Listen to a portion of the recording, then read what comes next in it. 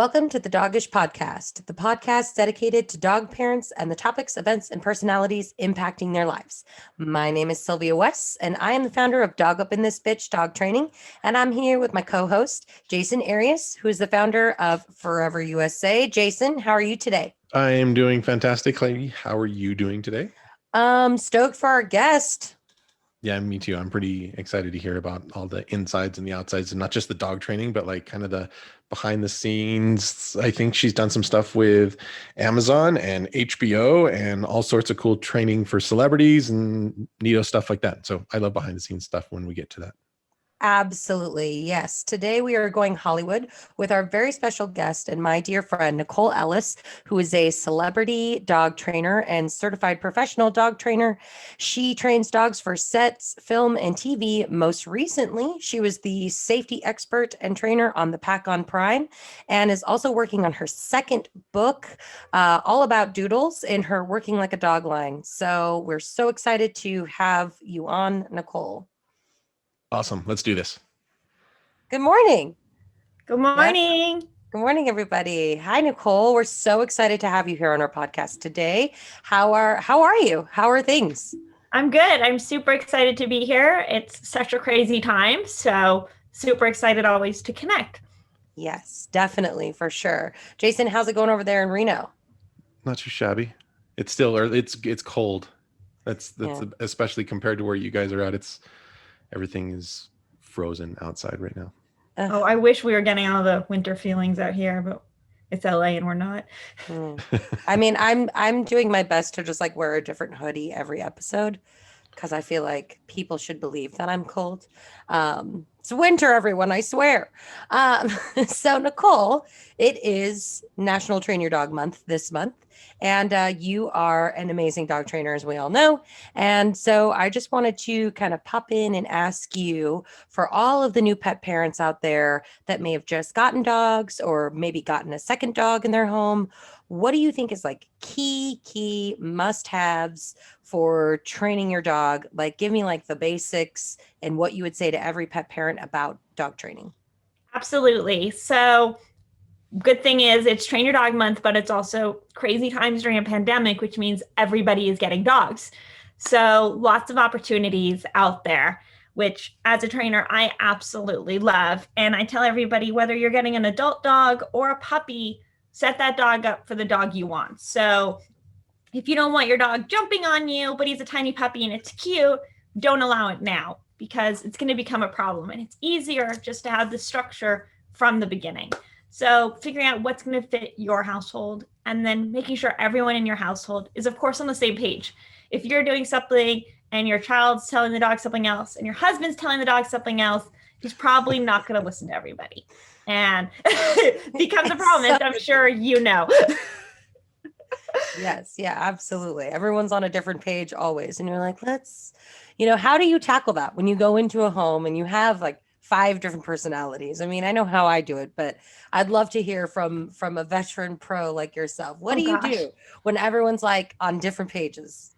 I think figuring out the goal for everybody and helping them understand why we're doing this instead of just being like, these are the dog's rules and saying, well, we don't want him scratching us up and scratching up grandma when she comes over. So it's going to be a lot easier to take him on adventures and on walks when he sits calmly, and helping everyone understand and having them be a part of it really connects everybody.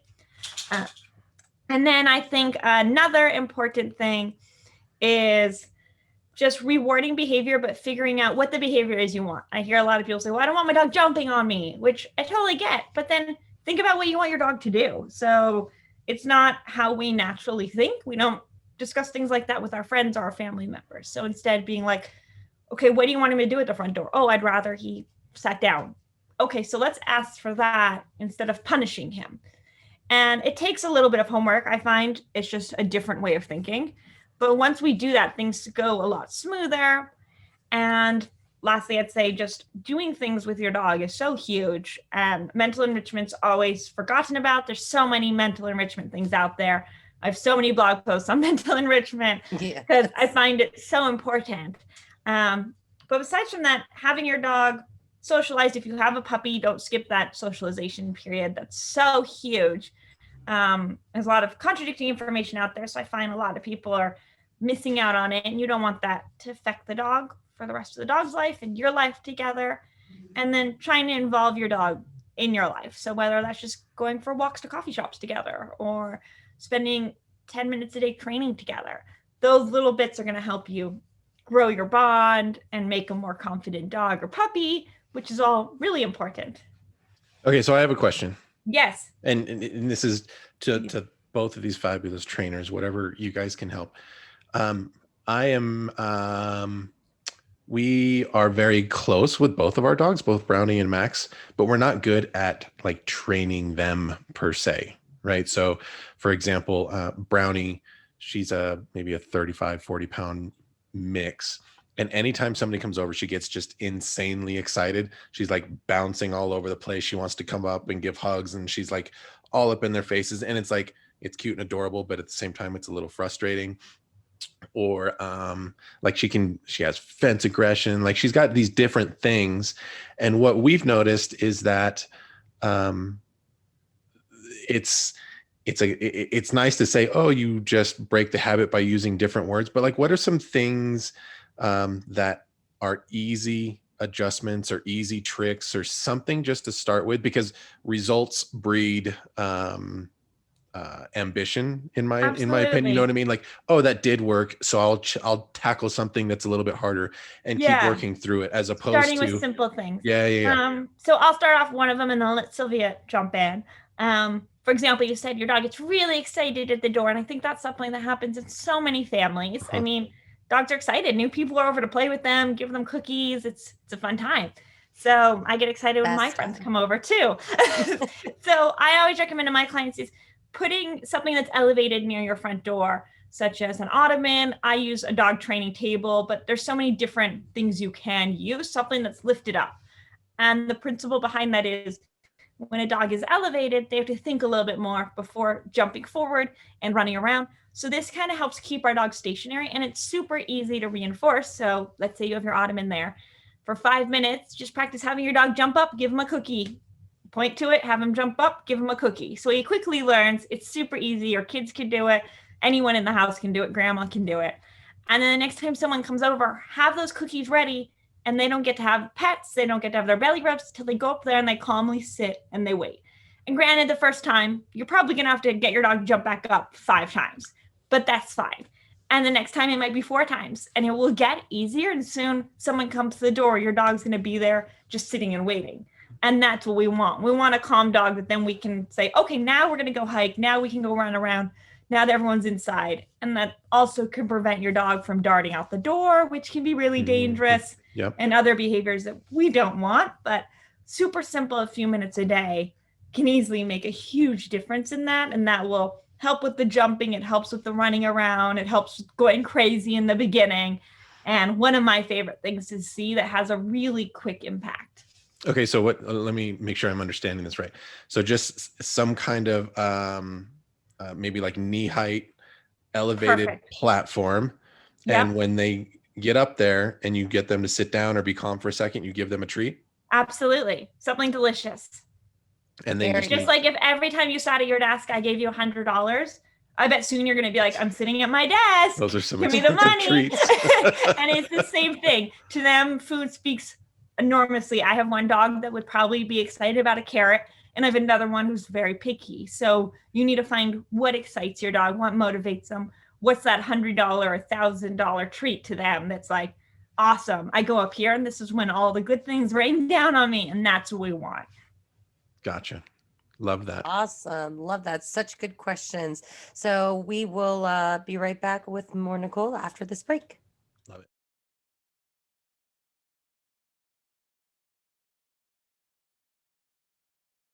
All right, welcome back, everybody. So we're sitting here with Nicole. She just gave me this awesome tip on how to get my dogs to calm down a little bit when we have visitors and people are coming into the backyard and all of the bounciness and hyperness that I love, but I still need to try and control.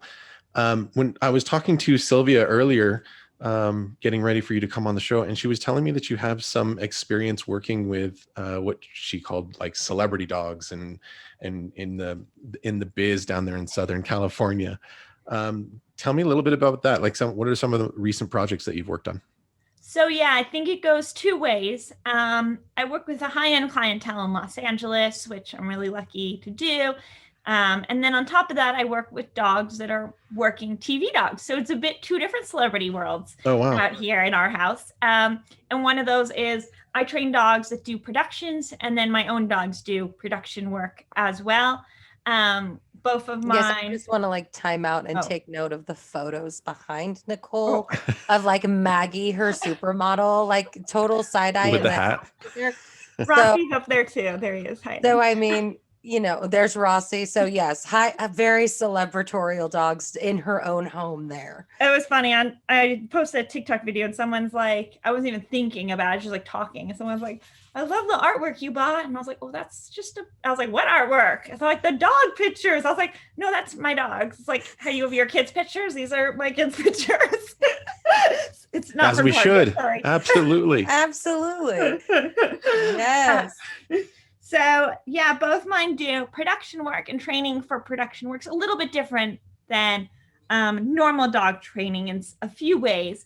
And both mine have done a bunch of stuff. Most recently, they're in Hot Dog on HBO, the dog grooming show. He has another dog grooming show coming up, which is why he's looking very scruffy. That's okay though. At 8 months old, Rossi did his first feature film with Josh Duhamel and Megan Fox called Think Like a Dog. He did Neiman Marcus at 3 months old. So he just burped in my face. Very sexy. And so busy dog, working dogs. And I got Rossi. What is that like, sorry to interrupt, but I mean, that's like kind of fascinating to me that even like at a young age, do you think that that's something that you had access to because of connections somewhere else? Or did you wake up and you're like, my dog is just so adorable, I need to find a way to get him involved here? Great question. I first got into it with my other dog, Maggie, who's pretty much retired now. She is 13. And when I was back in university, I had a friend that trained dogs for TV work. So she did the dog in Frasier and a lot of other big movies, Marley and Me. And I would ride my horse by and see all these dogs doing these amazing tricks. And I was like, oh my gosh, mind blown. I want to do that just for fun. And so while I was in regular university, I went to school to study exotic animals and began working with exotic animals in production and TV work. So bears and tigers, hyenas, lions, you name it, trained it. And so a little bit down the line, I was like, maybe I could see if Maggie could learn some of these things just for fun. And turns out I like training dogs even more than I like training the lions and tigers. So I feel like it's a lot lower risk level. A lot lower risk. Like not as much adrenaline happening. They want to work to like please you and not to like eat you or get the steak. Not they're gonna eat you, but and so I just absolutely loved it and fell in love with it, and been so lucky over the years to work on some amazing productions. And I grew up in Los Angeles. So like many people in Los Angeles, I grew up acting and modeling on TV sets and things. So that really was my second home. I didn't miss so many birthday parties and Chuck E. Cheese play dates because I was filming a commercial or something. But that became like a comfort zone to me. So now being able to share that with my dogs is really special to me. I got Rossi with the idea of doing production work, but if he didn't like it, we wouldn't do it. That was kind of our agreement together.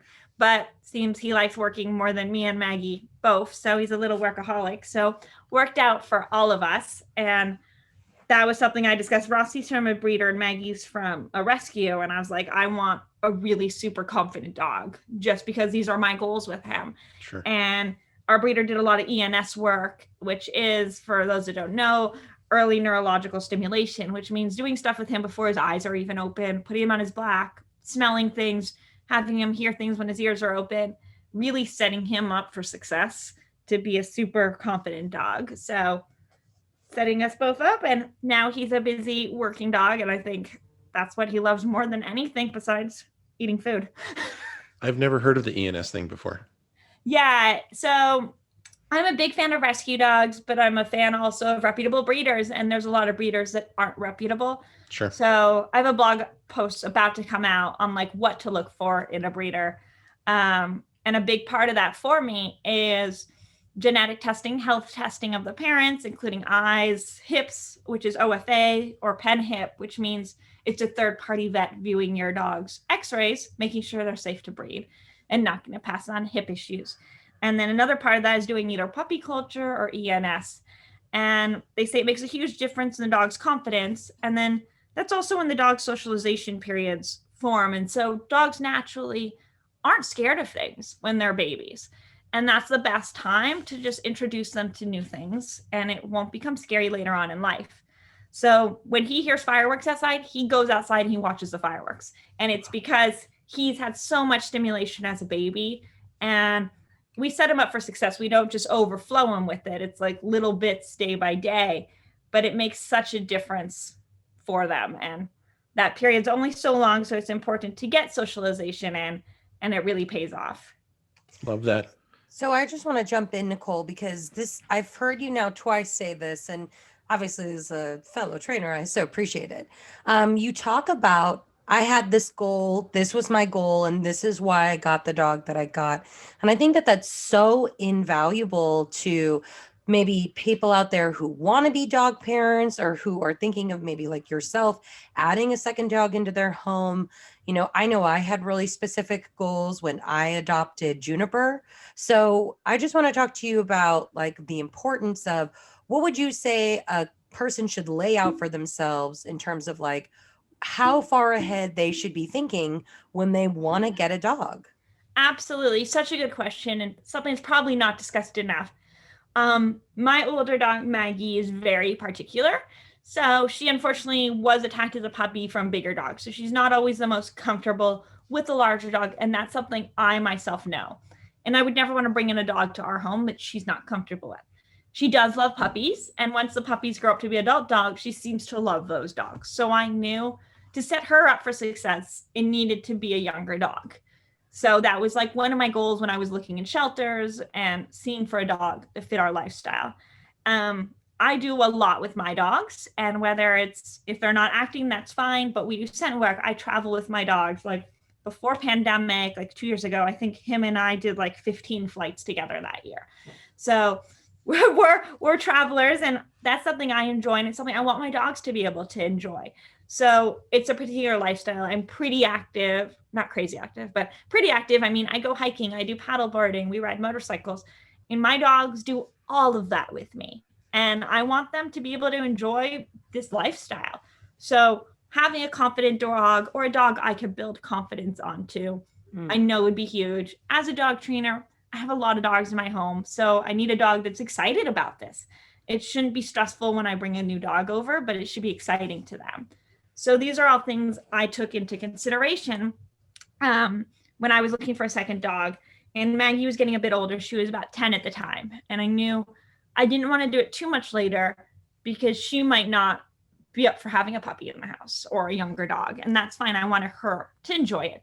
So I think a big thing is thinking about your current dog, thinking about your current lifestyle, how active you are. Do you need a dog that's a couch potato? And you know what? That's fine. There's plenty of breeds that are. There's nothing wrong with that. Do you need a dog that's going to run 15 miles a day with you? That's not me. I don't do that. So figuring out what you expect and what you want out of that relationship. Just like you're not going to be best friends with everybody. Not every dog's going to be a right fit for you. And that's completely fine. Not every breed is going to be. I have both doodly dogs that are poodle mixes. They take a lot of grooming, a lot of time that they don't shed. So to me, those are compromises I'm willing to make. Not everyone wants to sit there and comb their dog out every night. That's okay. And then as I started looking, I was just trying to find specific things like that fit my lifestyle and that fit Maggie's lifestyle. And I started looking in shelters before I couldn't find the perfect mix in LA for me, but it took me probably over 2 years to find the perfect dog for my lifestyle. And everyone's like, you're still looking? And I was like, it's worth it for me to get that right fit. And sometimes it's right away, sometimes it's not. But I was like, if he doesn't want to do movie work, he won't do movie work, but he still can do active, fun things with me. And that was my goal. But luckily, he's super happy about doing everything. I love that. Yeah. And I think in just a more general sense for the pet owners out there who might not want a movie star dog like Nicole has. I think the important thing to think about is like, where do you see you and your dog? You know, Nicole mentioned they ride like literally her and her dogs ride motorcycles. They go in a backpack on her back, and like both her and her boyfriend ride motorcycles, and they each take a dog with them. So that's like a lifestyle thing that like you need to envision. Okay, I'm going to be on a motorcycle and the dog will be there. What kind of dog do I have? If that's your lifestyle, maybe don't go adopt a German Shepherd, because that's not going to suit your vision. So I think, the importance of having a vision is just great. I love that. Yeah, and figuring out, I think, your active lifestyle or not active, your work schedule. Are you going to be home? Like, maybe you don't have time for a puppy, and that's totally fine. I got Maggie when she was over 6 months old. She was no longer a puppy. And it's, to be honest, way easier. You don't have to wake up in the middle of the night for potty training. You don't have to worry about all this socialization stuff. And the dog you meet is the dog you get. With puppies, it's not that way. You might end up with an insecure dog. You might end up with a really confident, loud barking dog, which mine is. You just don't know. So when you meet an adult dog, granted, he might be a little bit shell-shocked and is in a shelter or somewhere. It's still give him a few days and that's the dog you have, which I love. I think that's so much easier for so many people to think about. And then I think figuring out your housing situation is huge. Like, does your apartment allow dogs over 40 pounds? So look into that before diving in and falling in love with a gigantic dog. And if they do, great, but know those things so you don't have to be in a tough situation. I'm trying to figure out how to keep a dog. Nobody wants that. So I know we got to take a quick break again here real quick, but I've got a big question after this about information paralyzation. I want to talk about, but let's take a quick break and then we'll come back and we'll get right to that. Awesome.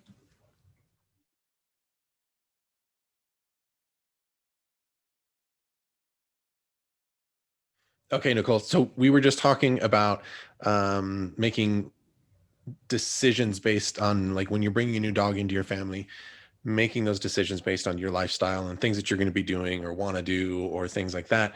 And again, so we've always had, we've never really done breeders or anything like that. We've just gone with the dog that has chosen us, that mentality, and we've rescued and we've done all these things. But I'm hearing all this stuff and it sounds great, and I buy in on all of it, but it also puts me into like kind of a information paralyzation. Like, wait a second, so there's all these different breeds, but if it's a puppy, it may grow up to be a different personality. But what if I do want to ride a motorcycle down the road? And oh my God, what, like there's all of these things. And I'm like, it almost like shuts me down. And I can see with a lot of people where then they just fall into there's that cool dog that was on Game of Thrones. I'll just get one of those. And then it ends up being a bad decision. And then we're just making, like, where do you go to make, I almost feel like I need to go into a dating app to say, okay, these are the things I like to do. These are the things I don't like to do. And I need no eyes and tall. It's very similar. So I get a lot having doodles. Like, I get a lot of questions like, should I get a Bernedoodle, it's a Bernese man dog and a poodle, or a golden doodle? And I'm like, those are such different dogs. The fact you're comparing them means you need to do research, because Bernese man dogs, not high energy. They like the cold. They're huge. There's such a different temperament between a Bernese and a golden. And those are both major mixes. Mm-hmm. So when you're in a shelter, a lot of times they'll even say, this dog's a husky mix. This is this mix. So if you're interested in a dog, research it. Or even like you said, you kind of know your lifestyle a little bit. Maybe you don't know if you're going to ride motorcycles. That's fine. But I know I'm outdoorsy and I like doing stuff outdoors. So you can go into Google even say dogs that fit an active lifestyle, breeds that fit an active lifestyle. And it doesn't mean you need a purebred one of those. That's the amazing thing about shelters and mixed breed dogs. Both mine are mixed breed, is that it's a mix of everything wonderful, but you are still getting some of those traits. And while the shelter might be guessing, it's a great starting point. So you can say, oh, Rottweiler mix, look it up. Does it fit? Or say, reading about this, I think Shibas are a great fit for me. Then you can go look at Shiba rescues. You can go on petfinder.com and find mixes or even purebreds that are up for adoption.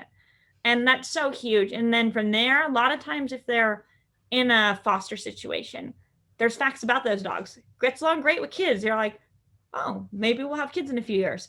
Great. That would be nice to know. Or like hates children. And you're like, maybe not the best fit for our household since we have 3 kids. So reading about some of those things could help you decide. And I think sitting down with, if you have other people in your household, sitting down together, if it's just you, making a list and saying, am I outdoorsy? Am I more like a couch potato? Do I want a dog that's always on? Do I want a dog that can calm down and relax? So you can look for like somewhat active dogs online, active dog breeds. Dogs like to do things with me. And then if you know you want a dog, you're a runner and you're doing stuff every day and you want that dog with you, look at the working dog lines because those breeds are made to work. And that's such a misconception on people because like, it's cute. That's what I want in my house. And I'm like, cool. Like, how busy are you? Because those dogs are bred genetics to work in a field for 10 hours, more than that, like 18 hours. So I'm like, you need to be ready to keep that dog busy. And they're like, oh, okay, that's not my lifestyle. Right. And that's where doing some research is so important because it goes back to like, even the smaller terriers, those are working dogs. They need their mind works. They need to be doing things. They need to be busy. So you need to understand we're not going to fight genetics. So if we can find out even half of the breeds or some of the breeds in a dog, we're like, okay, does this fit my lifestyle? Yes or no? And then you can even, if you're like, oh, we're in a tiny apartment in New York City, Google the best apartment dogs. I know I've done so many blogs on this for other companies, so I know they're out there. And then from there, it's like, this one's great in apartments, but really active. This one's great in apartments, but sleeps a lot. So it can give you a starting point to see what you want, what could be a good fit. And when it's not COVID, go to a dog park and talk to people. Go to a shelter and talk to people and see Absolutely. Which ones, what the personalities are like and what could be a good fit for you instead of just being like, that one's cute. And then a month later, you're like, oh my God. This is a nightmare. Right. Well, and I think one of the other things that's kind of important to put out there, a lot of the shelters that we've worked with, like the good quality shelters, they don't want you to keep an unhappy living situation if you adopt a pet from them. They would Absolutely. Much rather you bring that animal back and say, I still want to give somebody a home, but this wasn't the right fit. Like they don't want to find out that like this didn't work, so I just left this animal in the cage. Or worse, I took him to a different shelter that ended up putting the animal down. Like in fact, some of them will actually make you sign an agreement that if it doesn't work out, that you have to bring them back. I think most of them do that. Yeah. And that's, again, that's not to say that, 3 years down the road, I've heard some horrible stories where they're just like, oh, we decided we don't want this dog anymore. And they do drop them off. But, hopefully those people are not our listeners. I don't think they will be. No. But, in that first month or two, and we've talked about it before, that it takes up to 3 months for a dog to truly acclimate, but to not stick it out, like there's that balance, right? Like when you bring them into your home, you're making that commitment that if they pee on the rug, you're not going to just instantly take them away. That's probably more your fault than their fault. Absolutely. But at the same time, if they're overly hyper or they do have some kind of aggression towards a family member, it's better not to tough that one out and to find a better fit. And what we need to remember, though, is if those things happen in the first few days, that might not be our dog. We just took our dog from what they know. And this goes from whether your dog's coming from a breeder or from a rescue. It doesn't matter. Yes. There's this we call it the 2-week period, but I mean, it could be a day, it could be a month. And that's the time for that dog to really feel comfortable. And that's why even when I bring clients' dogs in my home, we don't do training really the first day usually. When I get a new dog, we don't do much the first few days. No one comes over and meets the puppy. It's time for him to adjust and get relaxed and be comfortable because we want them to open up and learn to get to know us. And that's a bonding time. So they might show fear the first day, 3rd day, 5th day. It's not them. And we need to remember that they've just had their world turned upside down. And now they're in a place of new smells, new sights, and they don't know anything here. And I think I'd be scared in that situation. So I can't blame them for being a little bit confused as well. Absolutely. And I think there's a lot to be said too. When you're adopting a dog, whether you're adopting or you're getting a dog from a breeder, it should be in your plans and it should be in your goals to invest in a reputable trainer. It should just be, you should just plan on spending the money because even if you get a dog who's like 2 or 3 years old and they on their profile it says they're housebroken, they are not housebroken to your house. Yeah. And you may need help getting those behaviors that, like, everyone just thinks that they're going to come home and have, the Disney dog who's going to bring them their newspaper in the morning. But you have to teach that dog how to do that. They're not just going to like deliver your slippers the first day you roll out of bed and be your best friend until the day you die. Like, you need to build that bond. So, Nicole, talk to us a little bit about how you envision or how you help your clients build bonds through training. So obviously a big part of it is training. I also recommend doing some hand feeding of one of their meals just to spend that time together, maybe eventually turning that into a training session. Doing things together to me is a big bonding activity. And I think even like 10 minutes of training really makes you bring out your dog's personality. And I love diving into new dog sports. I've done scent work, I've done fast cat, I've done dash dogs. Like, I've tried to touch into a bunch of them as I can, because I think that shows you what your dog loves. You can see, do they love to use their nose? Do they love to bounce around doing jumps at agility? And that, I think, seeing your dog fall in love with something really makes you happy. And when someone's doing something fun with me, that's how I bond with my friends. And that's how our dogs bond with us too. So no, you don't need to sign up for every course at home. Even right now, there's some on Zoom you can do, and maybe looking up small things to do online. There's so many things out there that you can experiment with and see what your dog's enjoying. We never want to push a dog, but we can quickly see, is he having fun or is he not having fun? And that's so huge.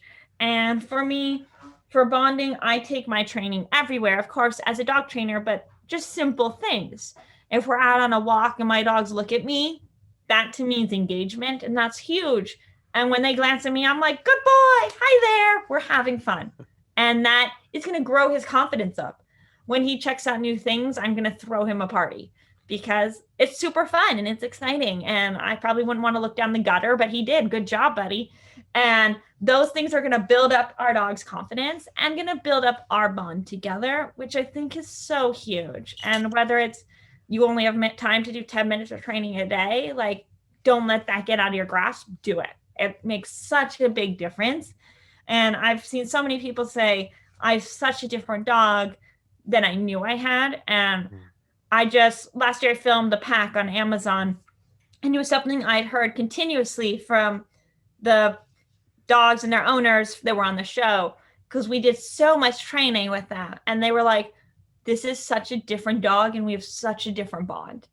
And because of the training. And that's so huge. And all we did was trained a lot of fun stuff. We trained digging and tugging and scent work. And they're like, oh my God, his personality shining, or just we're inseparable now. And it's all through training. So I say find different things. If you're not having fun with it, try something else. It should be fun for both you and your dog. If you're both not having fun, time to find a new training, either teacher or new thing online you can follow. There's so many things out there that are accessible to dog owners. So really, no excuse. Okay, I've got another really important question, and we're going to take another quick break, but I'm excited about this one, and it's something I see pop up pretty often. So let's take another quick break, and then we'll come back.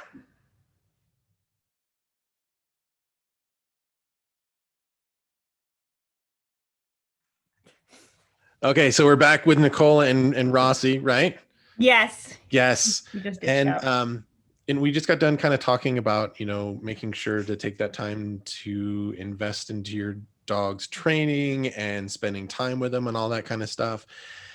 And Sylvie even brought up, that's just part of the not lifestyle change, but it's part of the journey when you bring a new dog into your life. Just plan on and working with some kind of trainer. But this has also been, time sensitive, like things like money's not just flowing in for everybody everywhere. And it's not necessarily easy, but at the same time, we've brought all these new dogs into our families and grown that way. How do you know if you're working? Like, a lot of people are going to want to go budget on a trainer, and I can't knock them for that, because sometimes maybe you can't afford a trainer at all. How can you tell whether you're working with somebody that is, and this is just a hot topic because there's some really, really bad practices out there. how do you avoid that and make sure that you're not doing more damage than good? Absolutely. So there is a lot of great free content out there, and there's a lot of scary, not so great free content out there. Mhm. Welcome to Google. I think like every doctor's nightmare, probably. Right. And so I get it. So I get it all the time when I'm at clients' houses. Like, well, I Googled and saw this. I was like, oh boy. So I think for one, as a dog trainer, I'm a positive reinforcement dog trainer. What that means is we are rewarding good behavior. The idea thinking is if something occurs that we want to occur again, the more we reward it, the more likely it's going to be to happen again, which makes sense. So if every time you came to my house, I gave you $1,000, you probably come to my house a lot. So we reward good behavior. And I think when we're looking online, you can see, is somebody being harsh with the dog? Is that dog excited to be in that training video with them? And if not, that's probably not the person I personally would want to hire. Up to you. That's not the relationship I want with my dogs. My dogs, for everything we do, they consent to it. Whether it's me giving them even an injection or them coming on a hike or a motorcycle ride. If they're going to go to their dog bed, they're not coming. They're excited to come. And that's what I want. When my dogs know the words work, they know we're training. Those are words that make them so excited. And that's because I filled it with treats and praise and belly rubs, and there's never anything forced. And that to me is so huge because I wouldn't want someone to be like, you're doing this job. And I'm like, I don't like it. So I think that's also so big in growing that bond. Yeah. So that was one of the first times that this was really eye-opening for me. Like a year and a half ago, 2 years ago, there was those really cute dogs that were wearing like the vests and the glasses and the hats, and they were walking like on two legs. Oh, yeah. And then I had read that like, and then I looked into it a little bit, and whether this is true across the board or not, but I was watching them literally being beaten into a corner if their front paws touch the ground. Awful. And the after effect, the dog looks happy because it's all stylish and fluffy and cute, but the way that they got there was so incredibly humane. And then it went viral and people want these kind of dogs and stuff like that. And that's what really opened my eyes to some of the bad stuff that's happening in the rescue community. And so what I'm hearing you say is if like we should be training through love and positivity as opposed to fear and abuse. Absolutely. And there's so many different ways of thinking out there, but a lot of these old school methods have been debunked that they're not the best way of training. And I mean, it makes sense. It's not how we train children. We're not forcing them. Hopefully you're not forcing your kids, but we should be rewarding them. And it's the same with our animals. They're a part of our family, and that's what we want. And that's how I think you're going to get the best outcome. And I'm going to have, when I tell my dog to come, he's coming with joy and excitement and running to me. It's not out of fear that he's going to get shocked or scolded or hit, God forbid. It's, I'm excited to see my mom. And that's what I want. I want my dogs to always be super excited about when I'm asking them to do things. So I think when you're watching a trainer, see how they communicate with their own dog. See how the dog's reacting. Is its tail up or is it ducked and it doesn't seem too thrilled about the session? So what are some of those emotion indicators? It's like, I mean, we all like, as a layman, it's easy to be like, oh, my dog's tail's wagging or between its legs. But what are some other ones that I'm not as aware? Absolutely. There's so many different signs of stress. This is something when I worked on the pack that was so important for us to watch out for. And some of those might be excessive lip licking, like licking its lips once is normal. When it's in there licking its lips with a bunch, it's saying, hey, I'm not too comfortable right now. A dog looking away, excessive yawning. If I train my dog at 11 o'clock at night, he might yawn. If he's yawning over and over and over, he's stressed, he's not tired. And I'm not going to train him when he's tired either, but we don't want a dog that's overly stressed. These are big things to look for. Whale eyes, which is mean when their eyeballs kind of show a little bit more. We're showing the white around the eyes, and those are all huge signs of stress. I know Sylvia looks for this in her line of work as well. And it's just something we can look out for. There's an amazing book by Lily Chin. What's it called? It's an animal body language book. The animal. Yeah. And she it's just animated it recently, and it goes over like signs of stress. And I give it to a lot of my first time dog owner clients before they even get their dogs, read this over.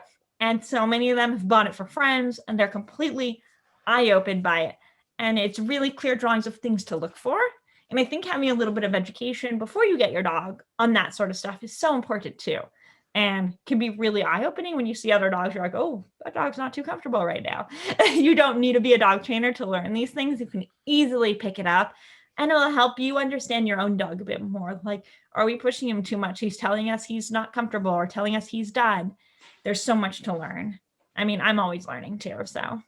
Love that. Yeah, I mean, I've definitely been online and watched videos of other dog trainers, and the dogs are like, and I'm like, Yeah. oh, that dog's not happy right now, Yep. And I think, Nicole and I both live and work in this unregulated industry. As dog trainers, there is no regulation. Anybody can walk out there. Jason, you could walk out your door tomorrow and be like, I love dogs. I'm going to be a dog trainer. I've learned enough from this podcast. I'm starting tomorrow. Yeah, exactly. Yeah. Yeah. Like I could do this. This is my calling. So Nicole, I guess just really quickly, if you were telling a client like where to find a trainer and what to look for when they're looking at a trainer, what would you recommend? Like what accolades should they be looking at? Well, if you want to do it in person, obviously look in your area. There's so many different organizations, and understanding those is a little bit more helpful. Like APDT is one, but anyone can join APDT. So it's more of a membership, but that can give you trainers near you. And then from there, you can dive into them. CPDT, which is ccpdt.com, I think it is, maybe. If you Google it, it'll come up. That can give you a list of certified dog trainers near you. There's so many different resources. So go to a trainer site and read about them. Maybe they're amazing, and maybe they have this great history, and learn about them. And I think that's one of the best ways to learn. And if you have friends who have amazingly trained dogs, ask them how they train their dog. Did you have a trainer? What were they like? Were they nice to the dog? Were they harsh with the dog? What kind of techniques did they use? Simple things like that. And you get a whole array of answers. And from there, you can choose the best one that's going to fit you. And do a consultation with them. That doesn't mean you need to sign up for 6 months of classes. Just see if it's a good fit for you. And I've heard of so many people who've gone to a class and were like, nope, didn't work. We leave. And just remember, you are your dog's advocate. And that's the biggest thing I can say about it is you never want to just hand your leash over to someone. And if they're uncomfortable, take your leash back and say, cool, like I'm standing up for my dog. That's the best thing we can do for our family members, and let them take care of them. Absolutely. Yes. And I think it's important to say, like, you and your dog's trainer are a team. So you should all like each other, because you're going to be in each other's lives for the next 10 to 15 years.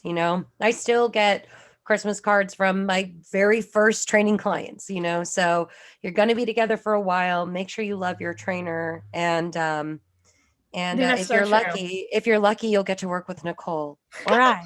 If you're in LA, hit her up. She's amazing. I have a lot of free videos online too. I like to help people out. So Nicole, not everyone can afford dog training. So if I can help them out, like a lot of the basics to get you started, I have on my blog. I know you have so much information on your site, Sylvia.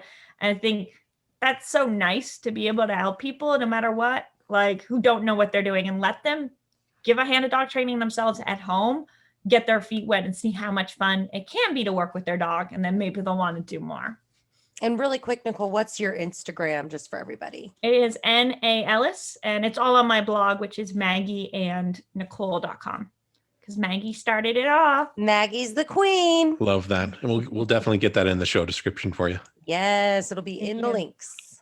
Well, cool. Well, this was so much fun hanging out. I have a quick closing dog joke that we do every week. Oh, bring it on. Oh, yeah. No, it's a good one. Are you ready? Yes. And this is this. Why was the dog such a good storyteller?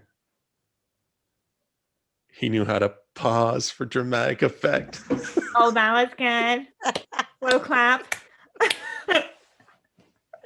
I think my favorite part of these jokes, Jason, is the reaction from our guests. Like, yeah. Like, oh, I thought it was going to be a real joke. No, hashtag dog dad jokes. Dog dad jokes. It's good. It's good. This is a good closer. All of our season 1 guests have the disadvantage of not knowing this is happening. Right. We're like, yeah, okay. Well, thank you so much, Nicole. Thank you are you. amazing. I love you so much. Love you. I'll Thank see you. you on the trails. Bye. Awesome. Bye. I want to take a quick moment and thank everybody who joined us today on today's podcast and for hanging out with myself, Sylvia, and Nicole. I had a blast talking to you as always, Miss Sylvia. Anything that we had or discussed on today's podcast, including websites and products, will be linked in the show description below. Speaking of, if you haven't subscribed, make sure that you subscribe. We're on Spotify and all other major podcast. What would you call that, Sylvia? Podcast what? Hosting services? Listening platforms. Yep. And then obviously we're on all of our social media. So you've got Dog Up in This Bitch on Instagram and Facebook, and I have Forever USA over on the same Instagram. What is it? Just Dog Up in This Bitch for Instagram? Literally Dog Up in This Bitch. Make Sweet. sure you're following Nicole at NA Ellis, and we'll also link her gram in the description for you as well, because she posts amazing training videos there too. Awesome. Can't wait until next week. I'll talk to you then. Bye. Bye.